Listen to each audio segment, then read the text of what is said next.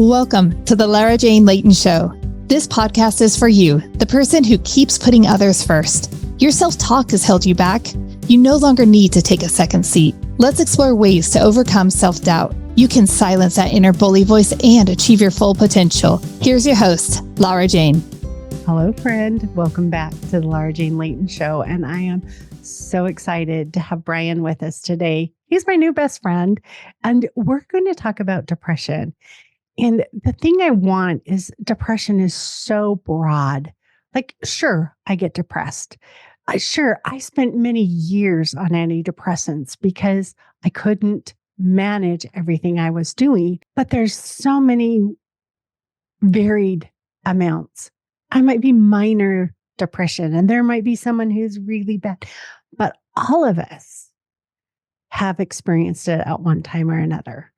And how do we find hope? How do we find direction? How do we find that inspiration to go on? And Brian is here to share about his book that he wrote about this very subject that I know all of us, me, him, and you, will gain information from. So Brian, help our listener today and our friend understand how to keep finding hope and moving through and having the desire to keep going. Definitely. Thank you for having me, Lara Jane. I guess I'll try to keep it short from the beginning here, and then we can bounce back and forth, right?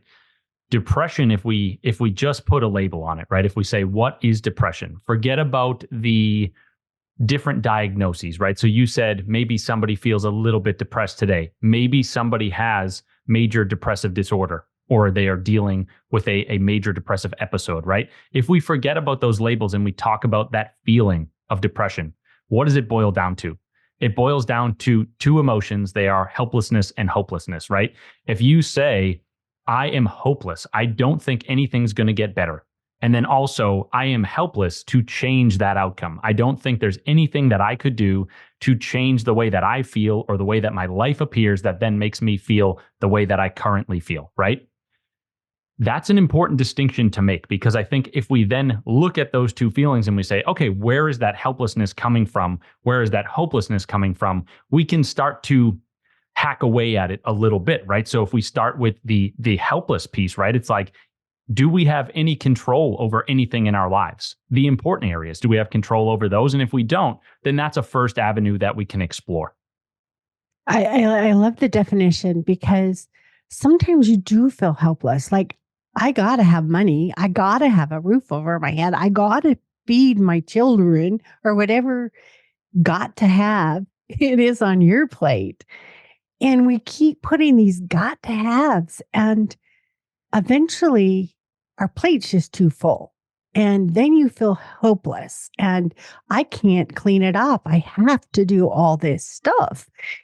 So is there a magic wand I can wave and make either the portion size go down or make things disappear? And I know that that's oversimplifying, and there's no magic wand, but there is magic thoughts. How can we change them?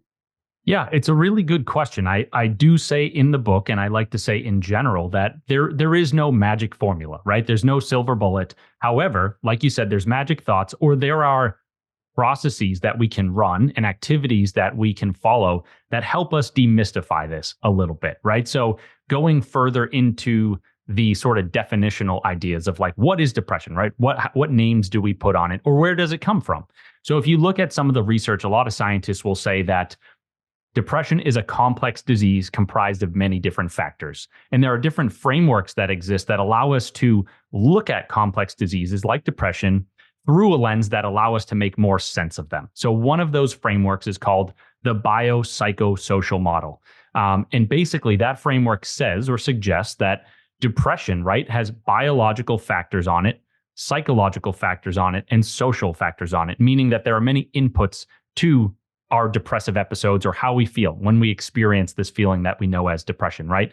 So biological basically being, how do you use your body? Like, are you physically active? Are you eating healthy, nutrient-dense foods? What is your neurotransmitter activity like in your brain? And what are your genes like? Do you maybe have genes that predispose you to certain mental states or to feeling depressed, right? On the psychological side, it's kind of more of your thoughts and your beliefs. Are you turning over negative thoughts all the time? Do you hold beliefs about yourself, the world, and the future that are really daunting and negative? And then finally, it's the social bucket, which is basically, where do you live? What kind of relationships do you have? Do you have social status in your community? Are you surrounded by people? Where did you go to school? How were you raised? So on and so forth. And I know that's a lot, right? And I don't want to overwhelm the listener. And so as I speak to the listener, I say, I think what we should do, right, is if we're trying to demystify this process, I think what it can be most helpful first is to look at the social bucket and say, okay, let's look at work, right? What's going on in the workplace? Are you stressed out by how many demands are put on you, right? Do you feel as though you have any control over the work that is being assigned to you? And are you connected to that work? Is it something that is either meaningful for you, or you feel as though you are able to use your special skills in that work? And then by answering that question, or by looking at that first question, we can then start to discover a few avenues by which we can start to claw back some of that helplessness, right? And say, okay, I understand that maybe the situation at work right now, I'm on a tough project and I don't feel as though I'm connected to it. What are my options, right? Can I maybe find a different project? Can I maybe find a different job? So on and so forth. So again, I'm keeping it high level just for the intro. And then as we go back and forth, we can dive into more detail. You know, you brought up some points that, it takes me back to real life. Like, I don't want this project. No, I can do a lot of things, but you're not doing that to me. And one of the reasons for that response was, I've been there, I've done that, I went through this before, and I ended up giving my life away to work because of this. And it's like, how do you set that boundary before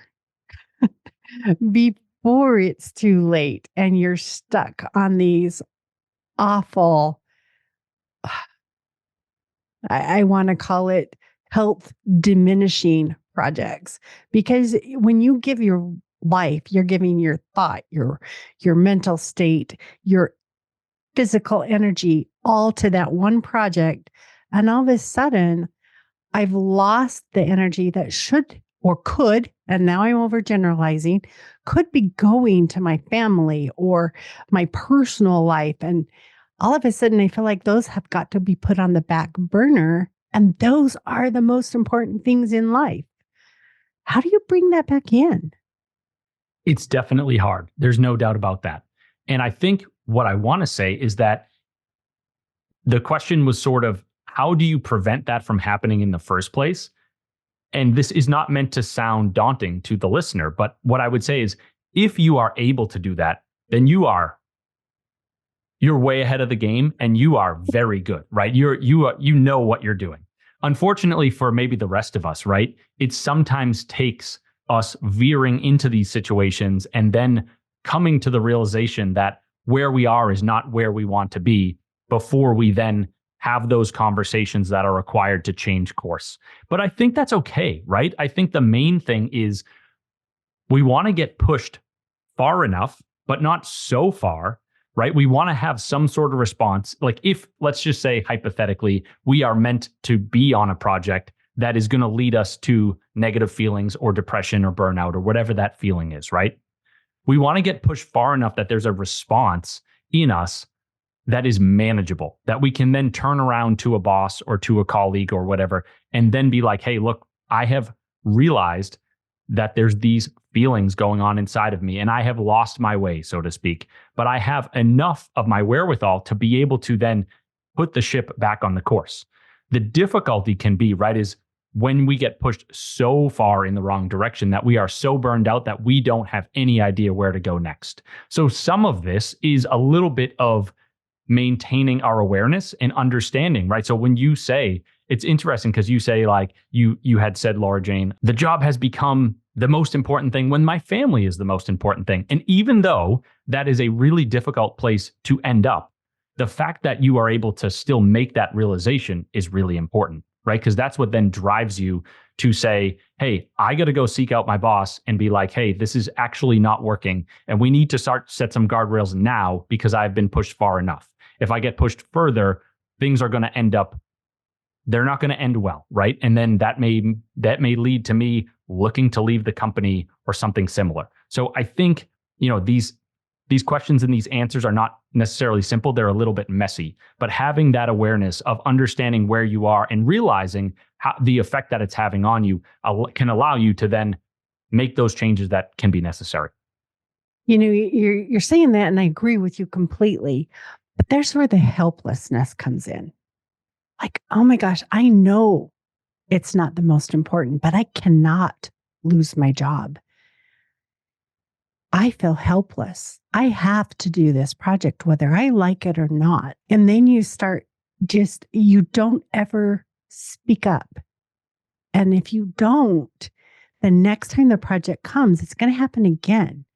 And so now you're in this cycle of, I can't do it. I can't change it. What do? I got to have a job. And so how do we break out of that? Even though I can articulate it and I know that I should be with my family, I also know my family needs to be fed and clothed and housed. And you feel stuck with hopeless, that exact feeling that you brought up. How? And I know that there's so many different ways, but there's got to be a way that we can start trusting ourselves to break out of that hopelessness. And do you have a suggestion? Do you have something that worked for you?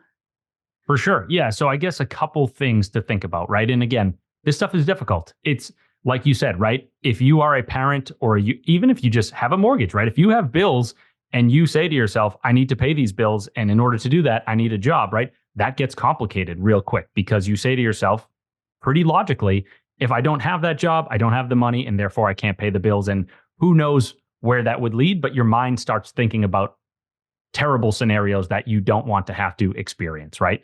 So again, I don't have a sexy answer. I don't have an amazing answer, but because this stuff is nuanced. But here are two things that I think we could consider. When we talk about the helpless component, right?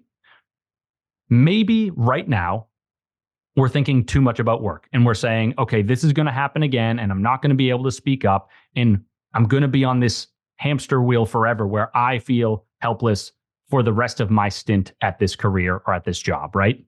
Maybe what we need to do is say, is there something in my life that can help me get some of that, the opposite of helplessness? Is there an avenue in my life where I can build some agency and some confidence? And again, maybe it has nothing to do with work, right? So maybe that is, I'm just going to give a totally random example, right? But maybe that is like going to a yoga class and getting to the point, right? Like doing something that you are not that comfortable with at the moment, but over a week, a month, a couple months, you start to build skill in this new thing, right? That then gives you some inner confidence to be like, you know what?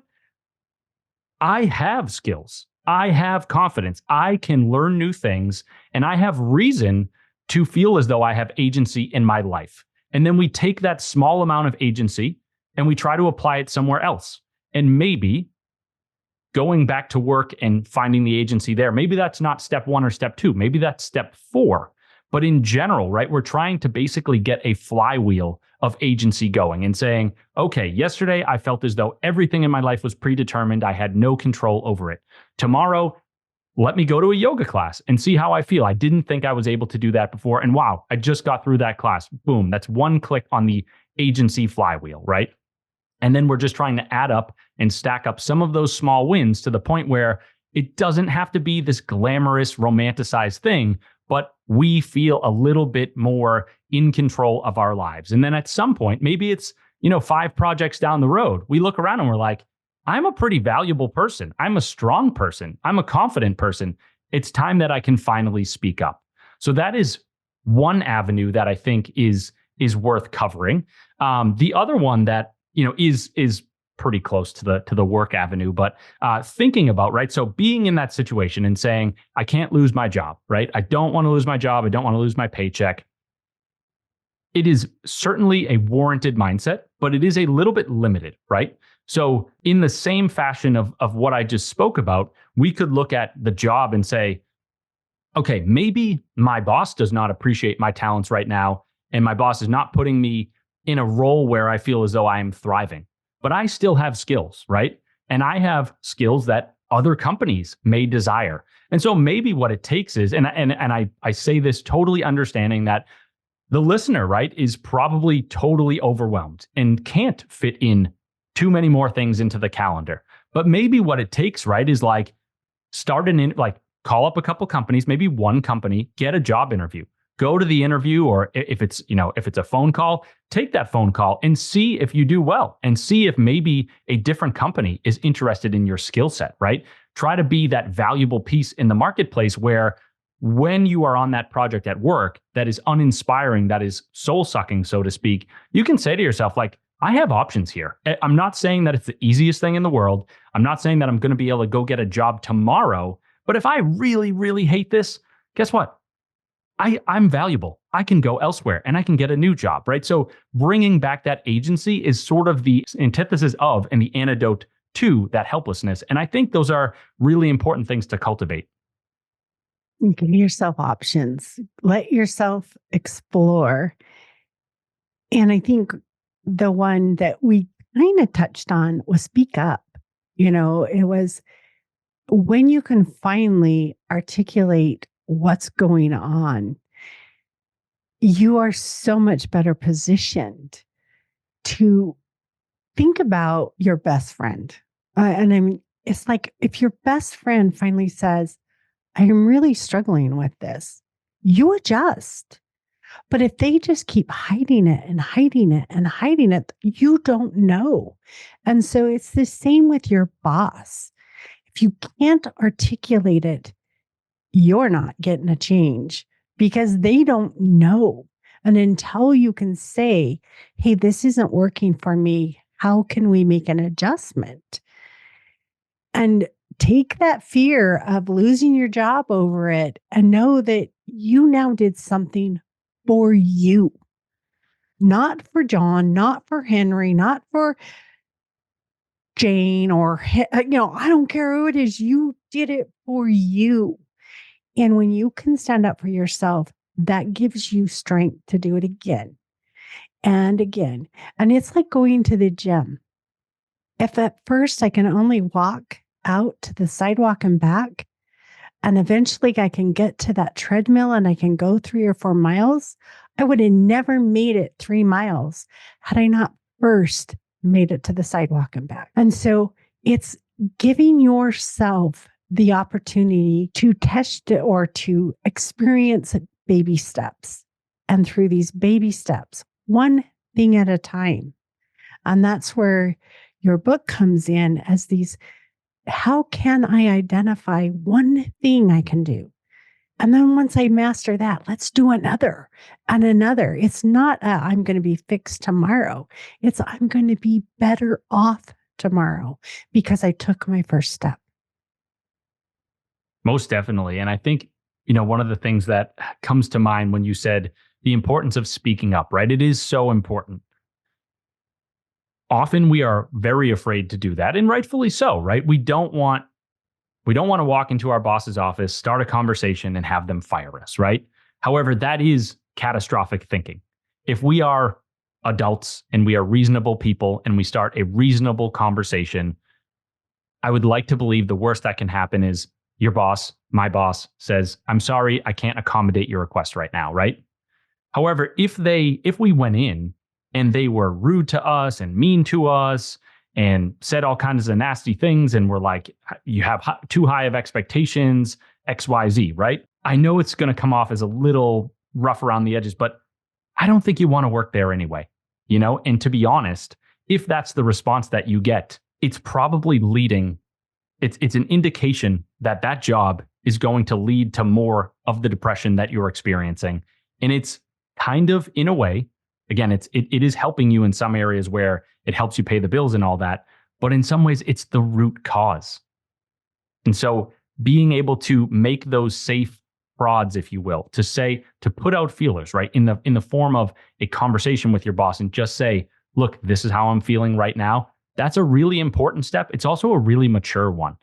It's the mark of somebody who understands who they are, where they'd like to be, and understands that discrepancy between, current state and future state. So, I've been in both situations where I was able to speak up and the situation with my boss changed and it got better. And I've been in this situation where I've spoke up and it got worse. And I've been in this situation when I never spoke up. Guess what? When I never spoke up, I never gave it an opportunity to change. If you want an opportunity to change, the only way is to be your own advocate, to be your own best friend, to be that person who supports you and your journey and where you want to go. There's no doubt about it. I love the message and I love the idea. And you talked a little bit about that stress level. Where is it at? And, it's like you don't want no stress, right? You want a little bit. That's the fun part. I don't go to the gym just to lay down on the bench and do nothing. I go there to do something, but I can do just the barbell.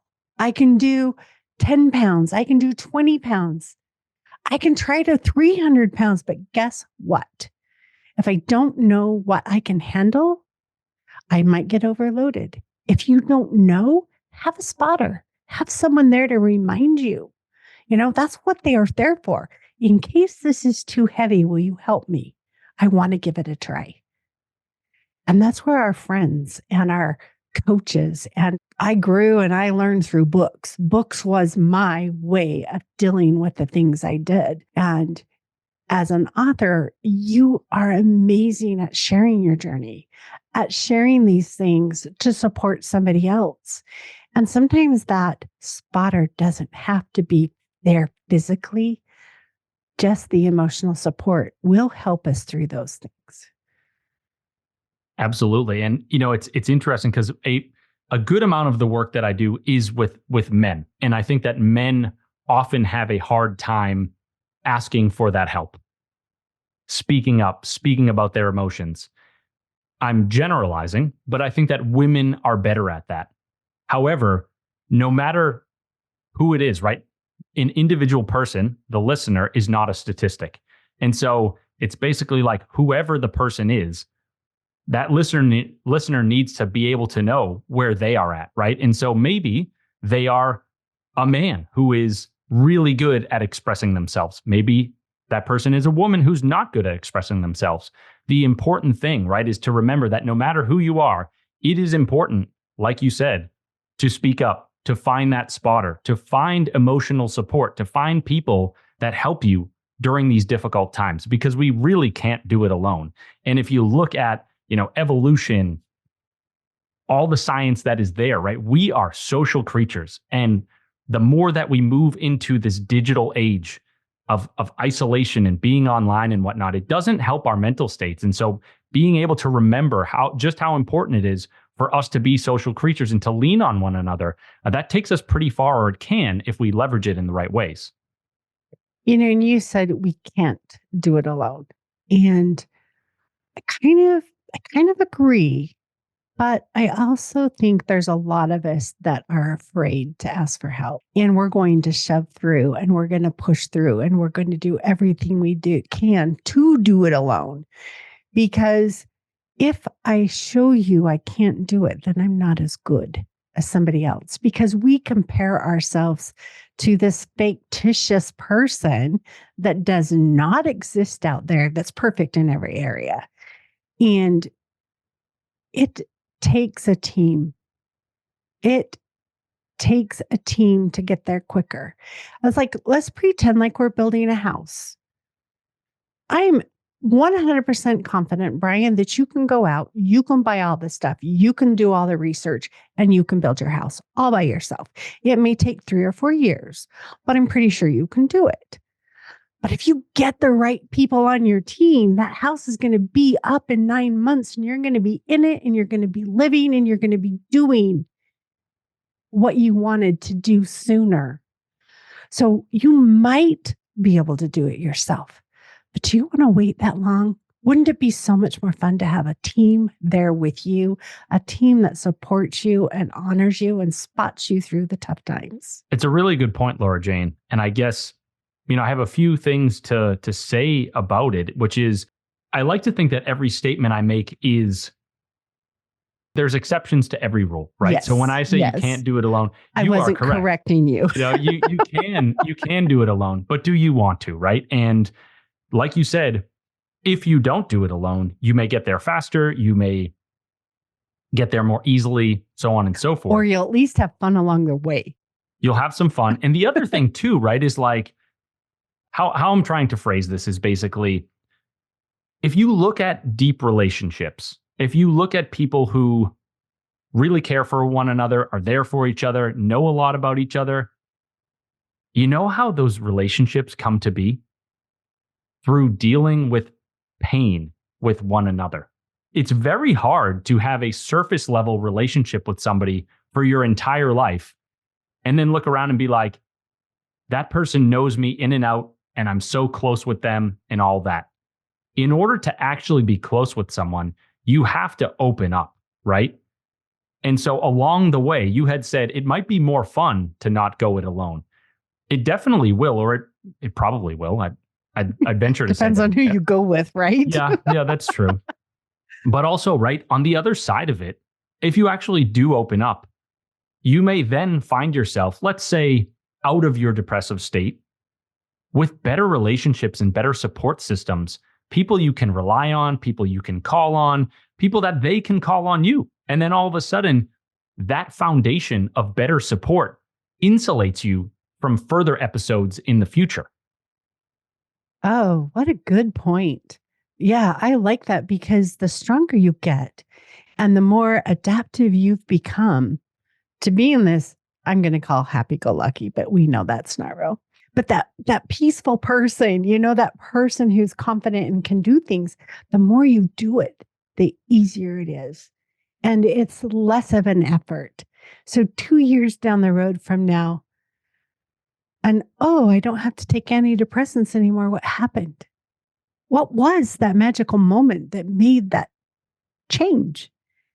And it's when we let go of trying to all those expectations and all those things and how we want everybody else to act. We don't have control over anybody but ourselves.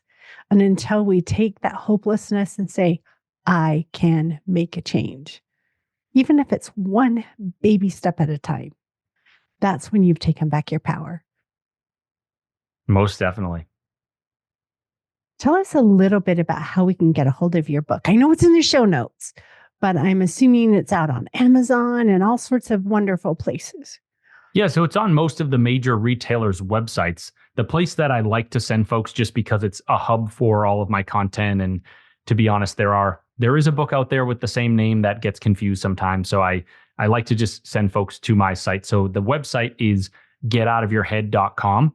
And it's all one sort of word, right? There's no dashes or spaces in that. So I like to send folks there. You'll see both of my books. I have one on anxiety as well. It's a mental health website. There's a blog and some coaching resources there too. So that's where I send folks. I love it. And it's in the show notes. You don't have to try and write it down. Just when you get a moment, click on the show notes. You can go out there and get this gem to help you on your path. I want to say of letting go of depression because it really is something that most of us can overcome without all of the drugs. But yes, there are clinically depressed. There are people that are going to need it. But guess what? This is even going to help them because it will lessen that negative cycle that spares us downward when we worry so much about what might happen instead of appreciating what is.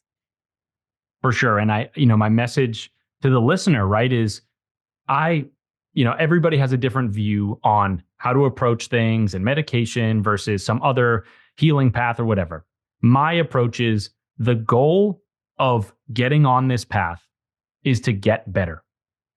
And it's to stay better to a larger degree in the future, right? So the example that I give is somebody will say like, well, what if I get better, but then I'm on all these drugs for the rest of my life?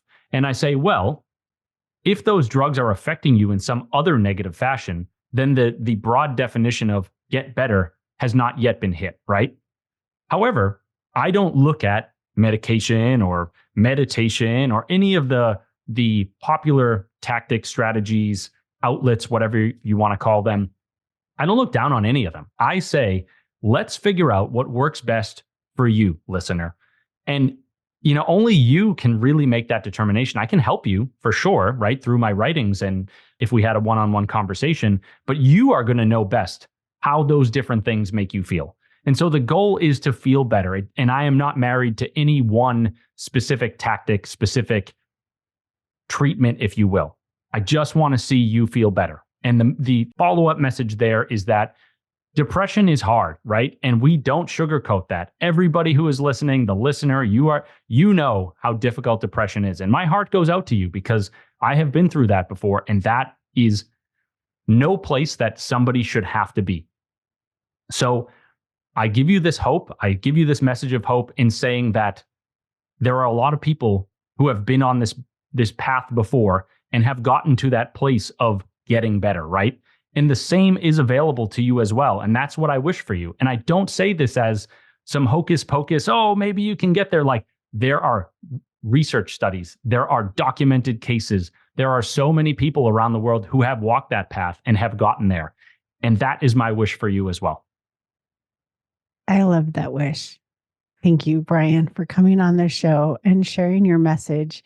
Are there some last words of wisdom you would like to share with our listener?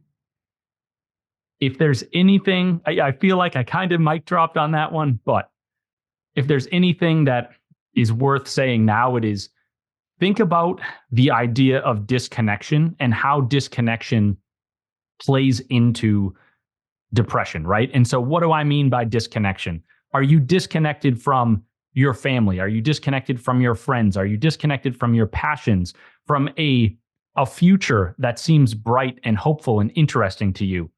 Once we lose sight of that, right? And I sometimes make this quote, but it is not, I'm not saying that anybody has to follow a particular religion, but in the Bible, right, they say without a vision, people perish. And so when we lose sight of that vision, whatever it is, when we get disconnected from that vision, we can fall prey to depression pretty easily. And so that follow-up question, or my last question to the listener, is what might you be disconnected from right now? And how might reconnecting with it bring you some better feelings? I love it. And I love that quote. And you can quote from any book you want. They're all valuable, right? Even if it's one sentence, there's something good in them all. No, I really have loved our conversation. And I know that the friend here with us is going to love it, because no matter what level of depression you're on, there is hope, and you can take a step towards that hope, and you can let go of feeling like you cannot move forward. It is hard. It can be debilitating. It can make you freeze, but remember, one step at a time, and you'll get there. Brian and I are not medical or mental professionals. We are here for entertainment purposes. People have been there. We've been through it. And we would like you not to have to go through it for as long. So thank you for being here, and stay tuned for the next episode. Are you tired of waking up exhausted? You are not alone. If you're looking to take your life back, let's start with the simple step of adjusting your self-talk. Stay tuned for the next episode with your host, Lara Jane. Remember to follow the show so you don't miss a next simple step that you can use to feel more confident. And please leave an honest review.